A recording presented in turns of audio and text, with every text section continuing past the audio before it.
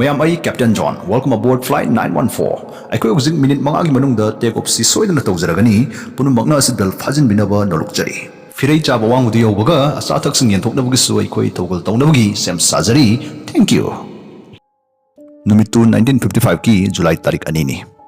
Pan American flight 914 hariba plane si New York tagi Miami Florida tamna paiba hore. Numitu nusa saba maratappa numit moirami. Plane da tongliba passenger yang kai taret na Florida gi lumbu saba samudra khongban amasung paring pukning huna hauba dugumba kwa pambi singdu yengnabagi yuhulda masa gi wakhal kya sagatnari. Plane si aswai ngama mata yauda ningthina take off tawkhibani. Adubu pung ahungi matungda panthung Florida yorakadabadu yorakpagi mahutta mafam khangda mangkirame. Miami da leiba control tower amatagi radar da su plane paisilakpagi natraga plane ama khudong thiba tare haibagi distress signal su amata phangba leramde. Mafam dugi air traffic control na New York tower da plane do hujupak yoraktri hujupak thungladri dana pau phaurubuda flight 914 nongthakta sum pairambadagi mitrangum khangmang mangkhaiba dugumba onthokpa wa mairaki. Radar dagi mangkibta natana air traffic control na radio gi khuthangda plane dugi pilot ka pau phaungna basu phangkidrabnina plane du thangai singna nongthaktagi khangmang mangkibni haiba ophamsna angakpa moijaraga su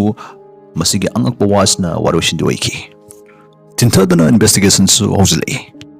plane du na paikiba nongthaki lambi paring du nainabada planes na Atlantic Mahasagar gi saruk kharagi mathak landuna paigada yarum bana plane si haribi sing paksigi machi amada kaiduna tasin kibo oigani dana padarame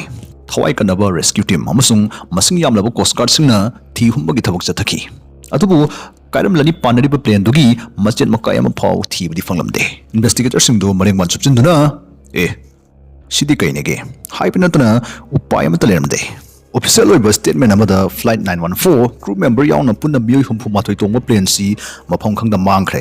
kaidi kairam lane dubu akai bataslakpham jaga amasung akai toi machen amada thibu phangdri phangbangam dri haiba warol sikaloinana thodoksi pandup ama tangdangba khangda thupsinki Jahi Kuntra Tarit ki matung September 9, 1992 Mafam Caracas, Venezuela Numitsi Caracas Airport Air Traffic Controller amoina thau tawriba Wandela Court haribani pasagi mahusaiba numinamani Coffee phongphong saba muchingduna mahusagi flight singdu yengsinduna leiri Pupu kamhoda coffee asabdu khangchinglubugi marai pokpaga radar duda angakpa bindu ama khangthok thokchilakpaga mapa hekchane Radar do the plane ama kadai dagi kamdong na sungkhang khangda mitrangum phathoksilai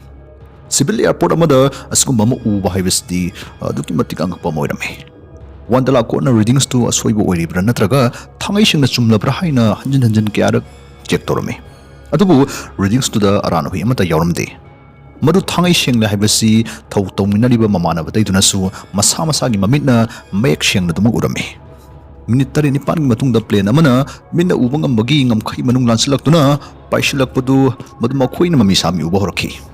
laptang ahan bu udari plane tu matam dugi chumna gi plane ama malame adabu sum naksilak-lagadi hawjikan gi turbine gi mahutta propeller sizinariba yamliraba DC-4 McDonnell Douglas passenger airplane amani haibasi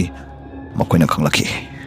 hawjik angakpa singsigi manungda hena angakpa matang tu muk yawsilakadore angakpa plane sigi pilot na itha thajadana tawadu da contact taraptuna English loan da sumna hanglei ekoina lerisibu kadaidano Wandala corna angakpa kya dulo sinduna mong hatana khumlei nakhoi Caracas airport yoslakadore nakhoi bu kadai pangna paigadabano ngai haktang tumina leki aduga khumlei masi Pan AM flight 914 crew member mariga passenger yankhai taret ekoi New York tagi Miami Florida tamna paigadabani Pakumsna air control kangbudu amukena changak halami PNM flight amana masagi panthungmamdagi mile singamaga chamarom thapna mafam study kedo pairiba masi haiduna makoi masel amana madi yangni changakna badu lekhai tanaba delakorna ahenba wahang amaga hanglami handakti sakhangdaba pilot gi pakhumna makoi bu masamana chapyung tu khyauchung maya kabong khai mapung phana nghankhibani pilot na khumlakpasi makoi gi flight to July tarik ani 1955 ki ayuk ki pung 8 minute yankhai manga da Miami airport ta tagadabani dana khumlakhi pakumsida Wandala Court amasung mahaki kangbu haifam khangda tanik hanki angakpagi maikhum hangdok privacy mioi ba jati gi di laichu jaba aningba mani ꯑꯊꯣꯕ ꯑꯃ ꯍꯦꯛ ꯂꯥꯛꯆꯔꯅꯤ ꯑꯗꯨꯅ ꯍꯥꯊꯨ ꯍꯥꯊꯨ ꯈꯟꯅꯗꯨꯅ ꯄ꯭ꯂꯦꯟꯗꯨ ꯇꯥꯔꯛꯄ ꯌꯥꯔꯅꯤ ꯄꯥꯏꯊꯔꯛꯄ ꯌꯥꯔꯅꯤ ꯍꯥꯏꯕꯒꯤ ꯃꯔꯣꯜꯗꯨ ꯈꯪꯍꯜꯂꯝꯃꯤ ꯍꯧꯅꯕꯤ ꯃꯇꯨꯡ ꯏꯟꯅ ꯄꯦꯁꯦꯟꯖꯔꯁꯤꯡꯗꯨ ꯇꯦꯡꯕꯥꯡꯅꯕ ꯒ꯭ꯔꯥꯎꯟ ꯌꯨꯅꯤꯠꯁꯨ ꯃꯐꯝꯗꯨꯗ ꯆꯪꯁꯤꯟꯅꯕ ꯈꯪꯍꯜꯂꯝꯃꯤ ꯄ꯭ꯂꯦꯟꯗꯨ ꯑꯁꯣꯏ ꯑꯉꯥꯝ ꯌꯥꯎꯗ ꯏꯔꯦꯟꯖꯅ ꯇꯥꯁꯤꯜꯂꯛꯏ ꯁꯣꯔ ꯑꯁꯥꯡꯕ ꯑꯃꯇꯪ ꯍꯣꯟꯗꯣꯛꯂꯒ ꯋꯥꯟꯗꯦꯂꯥ ꯀꯣꯔꯠꯅ ꯉꯁꯤꯁꯤ ꯁꯦꯞꯇꯦꯝꯕꯔꯒꯤ ꯇꯥꯔꯤꯛ 9 1992ꯅꯤ ꯍꯥꯏꯕꯁꯤ ꯑꯗꯨꯝ ꯈꯪꯕꯤꯕ꯭ꯔꯥ ꯄꯥꯎꯈꯨꯝ ꯑꯃꯠꯇ ꯄꯤꯔꯛꯇ ꯆꯦꯛꯃꯣꯛ ꯂꯥꯎꯗ ꯇꯨꯃꯤꯟ ꯂꯩꯈꯤ ꯋꯥꯟꯗꯦꯂꯥ ꯀꯣꯔꯠꯅ ꯃꯈꯥ ꯇꯥꯔꯛꯏ ꯉꯁꯥꯏꯅ ꯃꯥꯡꯖꯧꯅꯅ ꯍꯥꯏꯔꯛꯇꯦ ꯍꯥꯏꯕꯒꯤꯗꯤ ꯉꯥꯛꯄꯤꯒꯅꯤ ꯉꯁꯤꯁꯤ ꯁꯦꯞꯇꯦꯝꯕꯔ ꯇꯥꯔꯤꯛ 9 1992ꯅꯤ ꯑꯗꯨꯒ ꯃꯐꯝꯁꯤꯅ ꯃꯇꯥꯡꯁꯤꯗ ꯒ꯭ꯔꯥꯎꯟ ꯀ꯭ꯔꯨꯅ ꯄ꯭ꯂꯦꯟꯗꯨꯒꯤ ꯃꯅꯥꯛ ꯌꯧꯁꯤꯜꯂꯛꯄꯗꯨ ꯃꯗꯨ ꯎꯕꯗꯒꯤ ꯄꯥꯈꯠ ꯊꯀꯠꯄ ꯈꯣꯟꯖꯦꯜꯗ ꯈꯨꯝꯂꯛꯏ ꯀꯩꯅꯣ ꯅꯪ ꯍꯥꯏꯗꯨꯕꯣ ꯋꯥꯍꯩ ꯈꯔ ꯆꯦꯛ ꯇꯥꯕꯒ ꯋꯥꯟꯗꯦꯂꯥ ꯀꯣꯔꯠꯅ ꯁꯦꯀ꯭ꯌꯨꯔꯤꯇꯤ ꯒꯥꯔꯗꯁ ꯀꯧꯗꯨꯅ ꯈꯨꯗꯛꯇ ꯄ꯭ꯂꯦꯟꯗꯨ ꯇꯝꯅ ꯆꯪꯁꯤꯜꯍꯜꯂꯝꯃꯤ ꯁꯦꯀ꯭ꯌꯨꯔꯤꯇꯤ ꯒꯥꯔꯤ ꯃꯌꯥꯝ ꯑꯃ ꯊꯧꯖꯤꯜꯂꯛꯄꯗꯨ ꯎꯕꯗ ꯄꯥꯏꯂꯠꯇꯨꯅ ꯊꯥꯖꯔꯨꯗꯕ ꯊꯕꯛ ꯑꯃ ꯇꯧꯔꯛꯈꯤ ꯋꯥꯟꯗꯦꯂꯥ ꯀꯣꯔꯠꯅ ꯑꯔꯣꯏꯕ ꯑꯣꯏꯅ ꯄꯥꯏꯂꯠꯇꯨꯅ ꯑꯁꯨꯝꯅ ꯍꯥꯏꯕ ꯇꯥꯔꯝꯃꯤ ꯅꯠꯇꯦ ꯉꯥꯏꯈꯣ ꯑꯝꯇ ꯐꯝꯃꯣ ꯑꯝꯇ ꯐꯝꯃꯣ ꯃꯌꯥꯝ ꯑꯝꯇ ꯐꯝꯕꯤꯌꯣ ꯀꯩꯁꯨ ꯇꯧꯔꯣꯏ ꯑꯝꯇ ꯐꯝꯕꯤꯌꯣ ꯊꯪꯅꯕ ꯃꯤꯠꯀꯨꯞꯇ ꯄ꯭ꯂꯦꯟꯗꯨ ꯇꯦꯛ ꯑꯣꯐ ꯀ꯭ꯂꯤꯌꯔꯦꯟꯁ ꯐꯥꯎ ꯉꯥꯏꯔꯝꯗꯅ ꯔꯟꯋꯦꯗ ꯆꯦꯟꯗꯨꯅ ꯃꯣꯏꯅ ꯄꯥꯏꯈꯠꯈꯤ ꯋꯥꯟꯗꯦꯂꯥ ꯀꯣꯔꯠꯅ ꯔꯦꯗꯤꯑꯣꯗ ꯈꯥꯝꯅꯕ ꯂꯥꯎ ꯈꯣꯡꯂꯤꯕꯗꯨ ꯄꯥꯎꯈꯨꯝ ꯑꯃꯗ ꯄꯤꯔꯝꯗ ꯑꯗꯨꯝ ꯄꯥꯏꯈꯠꯈꯤ ꯉꯥꯏꯍꯥꯛꯀꯤ ꯑꯣꯏꯅꯗꯤ ꯌꯥꯡꯉꯛꯄ ꯄ꯭ꯂꯦꯟꯗꯨ ꯃꯤꯟꯅ ꯎꯕ ꯐꯪꯂꯝꯃꯤ ꯑꯗꯨꯕꯨ ꯀꯨꯏꯍꯧꯗꯦ ꯔꯦꯗꯥꯔꯗ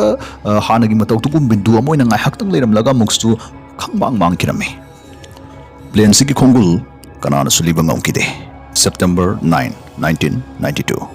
ꯀꯥꯔꯀꯁ ꯑꯦꯌꯔꯄꯣꯔꯠꯇ ꯊꯣꯛꯈꯤꯕ ꯃꯁꯤꯒꯤ ꯊꯧꯗꯣꯛꯁꯤ ꯉꯁꯤꯁꯨ ꯄꯥꯎꯈꯣꯡ ꯑꯃ ꯑꯣꯏꯅ ꯑꯗꯨꯝ ꯂꯩꯔꯤ ꯃꯌꯥꯝꯅ ꯉꯁꯥꯏꯗꯩ ꯃꯤꯅꯤꯠ 6-7 ꯆꯪꯅ ꯇꯥꯕꯤꯔꯛꯂꯤꯕꯁꯤ ꯋꯤꯛꯂꯤ ꯋꯥꯔꯜ ꯅ꯭ꯌꯨꯁ ꯀꯧꯕ ꯑꯄꯥꯕꯁꯤꯡꯒꯤ ꯄꯨꯛꯅꯤꯡ ꯆꯤꯡꯁꯤꯟꯅꯕ ꯑꯄꯥꯕ ꯃꯁꯤꯡ ꯍꯦꯟꯒꯠꯅꯕꯒꯤ ꯄꯥꯟꯗꯝꯗ ꯚꯥꯞꯅ ꯁꯥꯒꯠꯄ ꯖꯥꯠꯀꯤ ꯑꯥꯔꯇꯤꯀꯜ ꯇꯣꯏꯅ ꯐꯣꯡꯒꯟꯕ ꯑꯗꯨꯒꯨꯝꯕ ꯄꯥꯎꯆꯦ ꯑꯃꯅ 1985ꯗ ꯑꯍꯥꯟꯕ ꯑꯣꯏꯅ ꯐꯣꯡꯈꯤꯕ ꯖꯥꯠ ꯑꯥꯔꯇꯤꯀꯜ ꯃꯌꯥꯝꯗꯨꯒꯤ ꯃꯔꯛꯇꯒꯤ ꯑꯃꯅꯤ ꯍꯧꯖꯤꯛ ꯍꯥꯏꯖꯈꯤꯕꯗꯨ ꯑꯥꯔꯇꯤꯀꯜꯁꯤ ꯑꯍꯥꯟꯕ ꯑꯣꯏꯅ 1985ꯗ ꯐꯣꯡꯂꯛꯈꯤꯕꯅꯤ ꯍꯥꯏꯕꯅꯤ ꯉꯁꯥꯏꯒꯤ ꯄ꯭ꯂꯦꯟꯗꯨꯅ ꯀꯥꯔꯀꯁ ꯑꯦꯌꯔꯄꯣꯔꯠꯇ ꯇꯥꯁꯤꯜꯂꯛꯈꯤꯕꯗꯨꯅ 1992ꯗꯅꯤ ꯑꯗꯨ ꯑꯣꯏꯕ ꯇꯥꯔꯒꯗꯤ ꯄ꯭ꯂꯦꯟꯗꯨ ꯇꯥꯔꯛꯀꯗꯕ ꯆꯍꯤ 8 ꯋꯥꯠꯂꯤꯉꯩꯗ 1985ꯗ ꯑꯥꯔꯇꯤꯀꯜꯁꯤ ꯃꯥꯡꯖꯧꯅꯅ ꯐꯣꯡꯈ꯭ꯔꯦ ꯍꯥꯏꯕꯅꯤ ꯆꯍꯤ ꯈꯔꯒꯤ ꯃꯇꯨꯡꯗ ꯑꯥꯔꯇꯤꯀꯜꯁꯤ ꯑꯃꯨꯛ ꯍꯟꯅ ꯑꯅꯤꯔꯛ ꯑꯃꯁꯨ ꯅꯧꯍꯧꯅꯅ ꯐꯣꯡꯂꯛꯈꯤ ꯃꯗꯨꯒꯤ ꯑꯅꯧꯕ ꯈꯨꯗꯝꯗꯨꯗꯗꯤ ꯑꯦꯌꯔ ꯇ꯭ꯔꯥꯐꯤꯛ ꯀꯟꯇ꯭ꯔꯣꯂꯔ ꯋꯥꯟꯗꯦꯂꯥ ꯀꯣꯔꯠ ꯍꯥꯏꯔꯤꯕ ꯅꯤꯄꯥꯗꯨꯒꯤ ꯃꯁꯛꯇꯨꯁꯨ ꯑꯍꯥꯟꯕ ꯐꯣꯡꯕꯗ ꯍꯥꯞꯂꯛꯈꯤꯕ 1985 ꯑꯣꯔꯤꯖꯤꯅꯦꯜ ꯃꯁꯛꯇꯨꯗꯒꯤ ꯐꯥꯎ ꯐꯖꯅ ꯈꯦꯠꯅꯅ ꯍꯥꯞꯂꯛꯈꯤ ꯋꯥꯔꯤꯁꯤꯅ ꯚꯥꯞ ꯐꯕ ꯅꯨꯄꯤ ꯑꯉꯥꯡꯁꯤꯡꯒꯤ ꯃꯔꯛꯇ ꯇꯥꯏꯕꯪꯗ ꯊꯣꯛꯈꯤꯕ ꯊꯧꯗꯣꯛ ꯑꯃꯒꯨꯝ ꯏꯊꯛ ꯀꯥꯔꯛꯄꯗꯒꯤ ꯃꯁꯤꯕꯨ ꯋꯤꯛꯂꯤ ꯋꯥꯔꯜ ꯅ꯭ꯌꯨꯁ ꯍꯥꯏꯔꯤꯕ ꯄꯥꯎꯆꯦꯁꯤꯅ ꯑꯄꯥꯕꯁꯤꯡꯒꯤ ꯏꯟꯇꯔꯦꯁꯇ ꯍꯥꯞꯈꯤꯕ ꯑꯗꯨꯒꯨꯝꯕ ꯏꯆꯝ ꯆꯝꯕ ꯋꯥꯔꯤꯅꯤ ꯚꯥꯞꯅ ꯁꯥꯒꯠꯄ ꯋꯥꯔꯤꯅꯤ ꯑꯗꯨꯅ ꯄꯥꯛꯁꯟꯅ ꯂꯥꯎꯊꯣꯛꯈꯤ 2021 ꯌꯧꯁꯤꯜꯂꯛꯂꯕ ꯃꯇꯝꯁꯤꯗ ꯏꯅꯧ ꯅꯧꯅ ꯑꯃꯨꯛ ꯃꯊꯤ ꯐꯣꯡꯂꯛꯂꯤꯕꯁꯤꯅ ꯕ꯭ꯔꯥꯏꯠ ꯁꯥꯏꯠ ꯀꯧꯕ ꯁꯕꯁꯀ꯭ꯔꯥꯏꯕꯔ ꯃꯤꯂꯤꯌꯟ 30 ꯍꯦꯟꯅ ꯂꯩꯕ ꯑꯗꯨꯒꯨꯝꯕ ꯌꯨꯇ꯭ꯌꯨꯕ ꯆꯦꯅꯦꯜ ꯑꯃꯅ ꯋꯥꯔꯤꯁꯤ 2019ꯗ ꯑꯃꯨꯛ ꯏꯅꯧ ꯅꯧꯅ ꯐꯣꯡꯂꯛꯈꯤ ꯃꯈꯣꯏꯒꯤ ꯃꯤꯅꯤꯠ 10ꯔꯣꯝ ꯁꯥꯡꯕ ꯚꯤꯗꯤꯑꯣꯗꯨꯒꯤ ꯃꯤꯅꯤꯠ 8ꯂꯣꯝꯗꯤ ꯋꯥꯔꯤꯗꯨ ꯑꯁꯦꯡꯕ ꯊꯣꯛꯈꯤꯕ ꯊꯧꯗꯣꯛ ꯑꯃꯒꯨꯝ ꯚ꯭ꯌꯨꯑꯔꯁꯤꯡꯒꯤ ꯏꯟꯇꯔꯦꯁꯇ ꯌꯥꯝ ꯃꯑꯣꯡ ꯃꯥꯟꯅ ꯂꯤꯈꯤ ꯃꯤꯅꯤꯠ 8ꯒ ꯁꯦꯀꯦꯟ 10ꯔꯣꯝ ꯁꯨꯔꯛꯄ ꯆꯂꯛꯄ ꯑꯗꯨꯋꯥꯏꯗꯒꯤꯗꯤ ꯌꯨꯇ꯭ꯌꯨꯕ ꯆꯦꯅꯦꯜ ꯕ꯭ꯔꯥꯏꯠ ꯁꯥꯏꯠꯅꯁꯨ ꯋꯥꯔꯤꯁꯤ ꯚꯥꯞꯅ ꯁꯥꯒꯠꯄ ꯋꯥꯔꯤꯅꯤ ꯑꯁꯦꯡꯕ ꯊꯧꯗꯣꯛ ꯋꯥꯔꯤ ꯅꯠꯇꯦꯗꯅ ꯃꯈꯣꯏꯅꯁꯨ ꯑꯁꯦꯡꯕꯗꯨ ꯐꯣꯡꯗꯣꯛꯈꯤꯕꯅꯤ ꯑꯗꯨꯕꯨ ꯚꯤꯗꯤꯑꯣꯗꯨ ꯂꯣꯏꯐꯥꯎ ꯌꯦꯡꯗꯕ ꯚ꯭ꯌꯨꯑꯔꯁꯤꯡꯅꯗꯤ ꯉꯁꯤꯁꯨ ꯄꯦꯟ AM Flight 914ꯒꯤ ꯊꯧꯗꯣꯛ ꯑꯋꯣꯏꯗ ꯑꯣꯏꯒꯨꯝ ꯈꯜꯍꯧꯔꯤ